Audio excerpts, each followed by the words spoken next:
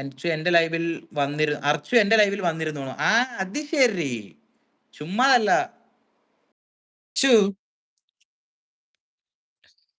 അല്ലടാ ഹൃദയിന്റെ കാര്യമാ ചോദിച്ച. അത് ഞാൻ പറയാൻ ചേച്ചി, അത് കുറച്ച് പ്രശ്നമാണ്. അത് പറയാതിരിക്കുന്നത് എങ്ങനെയാന്ന് ഇപ്പൊ ഞാൻ വലിയ കമ്പനി ഒന്നും ഇല്ല. ഇവനാണെങ്കിൽ ഹൃദയാണെങ്കിൽ ഗ്രൂപ്പിലും അവിടെ ഇവിടെയൊക്കെ പോയി ഞങ്ങളെ കുറിച്ച് കുറച്ച് മോശമായിട്ടൊക്കെ സംസാരിച്ചു. അതായത് എന്നെ, നിഷുവിനെയും, പിന്നെ എന്നെയും അർച്ചനയും, പിന്നെ മച്ചുവിനെയും നിഷുവിനെയും കുറിച്ചൊക്കെ കുറച്ച് മോശമായിട്ടൊക്കെ സംസാരിച്ചു. അങ്ങനെ അത് പറഞ്ഞു പിന്നെ വഴക്കായിട്ട് ഇപ്പൊ വലിയ മൈൻഡില്ല. മയിര് എന്റെ നെറ്റ് പോയി കിടക്കായിരുന്നു. ഇപ്പൊ റെഡിയായോ? ഇപ്പൊ റെഡിയായെങ്കിൽ ജസ്റ്റ് ഒന്ന് കേറണേ കേട്ടാ. ഞാൻ ദിവ്യ ചേച്ചി കണ്ടിട്ടുണ്ടോ? ഇവിടെ നിഷുവിനെ കണ്ടിട്ടുണ്ടോ? ജസ്റ്റ് ഒന്ന് ഫേസ് കാണിക്കണം കേട്ടോ. ഫ്രീ ആണെങ്കിൽ മതി.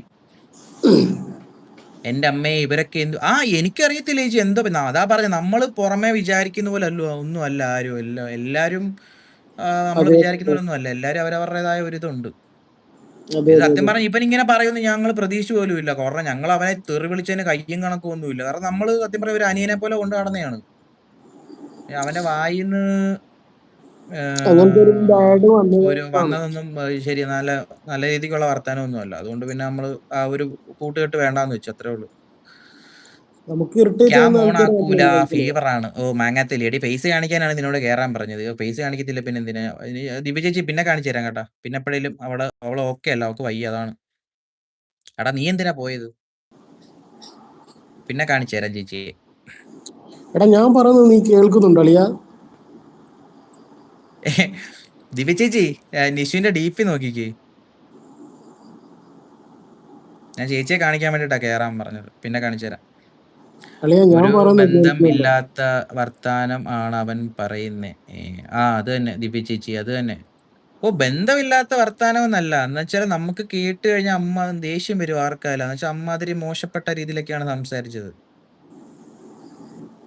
വയ്യ പൊന്നാ, അതാ ഓക്കെ പൊന്നാ, ഓക്കെ സാരമില്ല. എടാ ഞാൻ പറയുന്നത് നീ കേൾക്കുന്നുണ്ടോ? എടാ നീ ആദ്യമായില്ലേ എന്തുവാ ലാലു അലക്സിന്റെ ഫിഗറും പിടിച്ചോണ്ടിരിക്കാതെ വാ തുറന്ന് എന്തേലും പറ.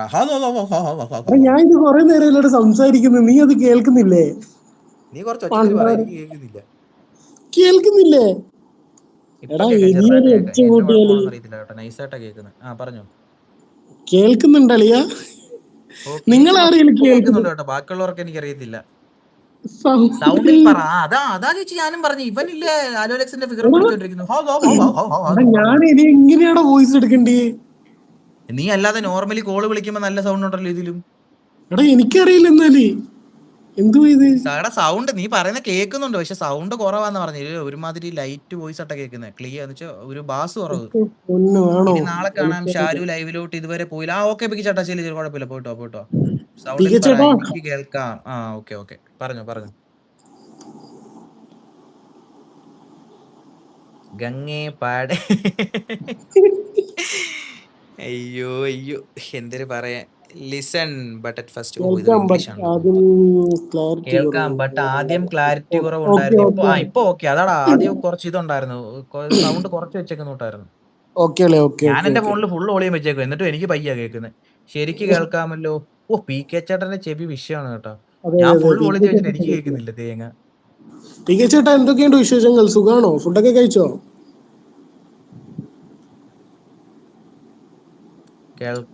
കേൾക്കമാട്ടെ. ഓക്കെ, തമിഴായിരുന്നു.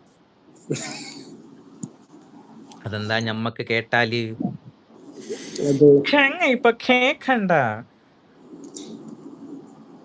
നകുലേട്ടോ,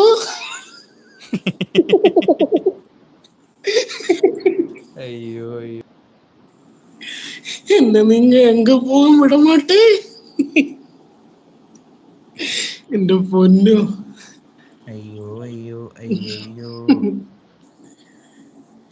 എടാ നിങ്ങളൊക്കെ ഫുഡ് കഴിച്ചാ? ആരാ? അത് മച്ചു, അറിയോ? PK ചേട്ടാ മച്ചു ആണ് കേട്ടോ.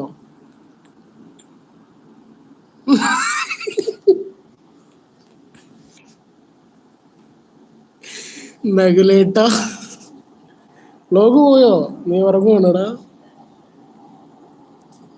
പറയടാ. I am so